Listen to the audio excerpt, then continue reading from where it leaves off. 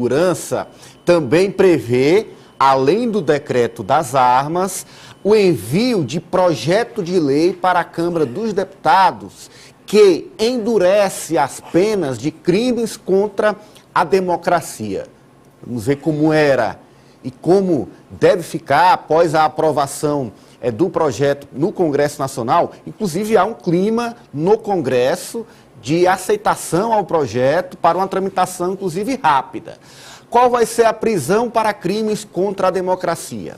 Bom, aquele que organiza e lidera movimentos antidemocráticos, antes estava sujeito a uma pena de 4 a 8 anos de prisão. Vai subir para 6 a 12 anos. Quem financia movimentos antidemocráticos estava sujeito a uma pena de 4 a 12 anos de prisão, agora de 8 a 20 anos. E ainda há previsão de 40 anos de prisão para quem atentar contra a vida do presidente da República, do vice-presidente, dos chefes do Senado e da Câmara, de ministros do STF e da Procuradoria-Geral da República, se tornando a pena mais severa dentro do nosso Código Penal. Francis Teixeira. Achei ótimo, Ananias. Realmente isso é bom, inclusive, para que pessoas que pensem em tramar um golpe ou atentar contra a vida de um chefe de Estado, pensem ali 2 vezes, 3 vezes, mais vezes, porque as penas realmente se tornam mais rígidas. Eu defendo, inclusive, Ananias, que essa revisão nas penas se estenda não só a esses crimes relativos à democracia, mas a todos os crimes. A sociedade vem cobrando isso já há algum tempo, mas isso é uma outra discussão. A gente viu esse movimento envolvendo atos antidemocráticos se fortalecendo ano após ano no Brasil, culminando naquele atentado do dia 8 de janeiro. Se as penas, se a rigidez para atentados do tipo fosse maior já no início, quando houve o nascedouro desse movimento antidemocrático, talvez nós nem teríamos chegado ao dia 8 de janeiro. Então, precisa realmente dessa resposta, as instituições precisam dessa salvaguarda, porque o que nós observamos é que há sim ainda uma parcela significativa de brasileiros que são filhotes da ditadura. Muitos sequer sabem o que foi a ditadura, mas por lerem mensagens falsas, por participarem de grupos atentatórios, acabam tomando para si esse tipo de discurso e é preciso sim fortalecer essas penas. Depois do 8 de janeiro, Kátia, eu vejo como necessário. Sim, até por uma... Não, quando a primeira vez que a gente comentou o 8 de janeiro aqui, eu disse que as medidas duras, as medidas...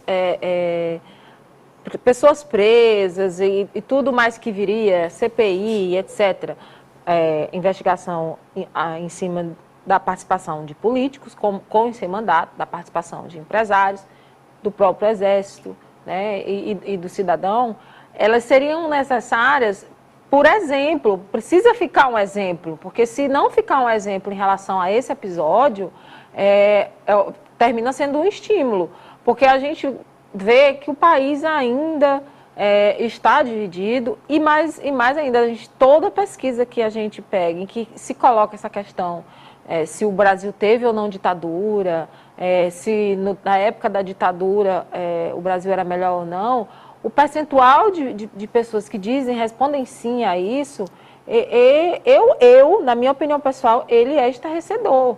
Né? É total desconhecimento da história, total entendimento do que é realmente uma ditadura, do que é o fim do Estado Democrático de Direito. Então, a questão dos exemplos, claro, tudo dentro daquilo que a democracia que essas pessoas combatem preserva, né? Dentro da lei, do devido processo legal. Então, essa demonstração de ação, ela é necessária para não terminar, eu posso fazer tudo isso, que inclusive em alguns casos incorre em ato terrorista, né?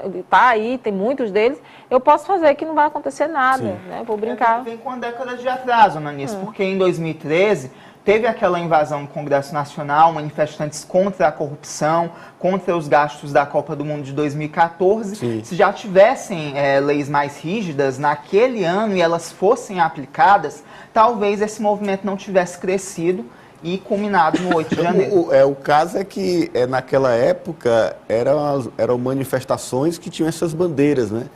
Sobretudo motivadas pelo início da Copa. Dessa vez foi tentativa de golpe mesmo, inclusive com depredação, com destruição de patrimônio público.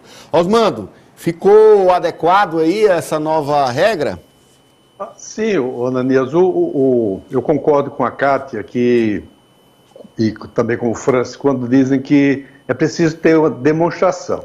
Eu acho que a questão do dia, especificamente do dia 8 de janeiro, não pode ficar exclusivamente no inquérito que está em curso, de mais de 1.000 pessoas presas, da apuração, da futura condenação dos responsáveis, quer daqueles que foram diretamente para o golpe, para invadir, depredar os 3 poderes, mas é preciso que a sociedade tenha conhecimento de que é necessário avançar no campo da legislação. É preciso que o Brasil tenha leis rígidas, adequadas a uma realidade que mudou totalmente.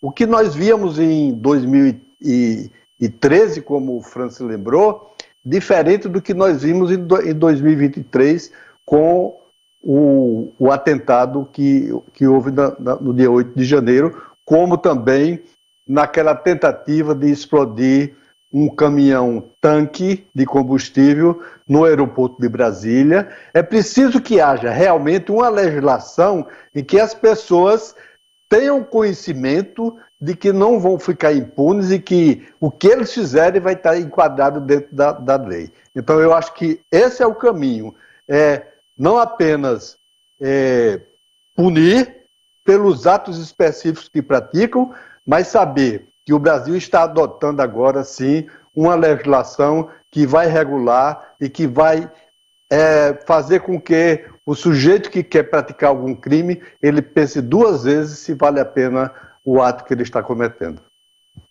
Primeiro, eu acho que a matéria não passa do jeito que foi. Está muito rigorosa, até para os padrões americanos, já que ela tem uma inspiração eminentemente americana. Uma das mudanças vai ter uma revolução na área do direito criminal, que é a questão da conspiração. Que um golpe é uma conspiração. Mesmo que não seja efetivado, agora vai ser punido. No Brasil, nunca se puniu o planejamento de crime. Não é da legislação brasileira o planejamento. Você passa a partir do momento da execução.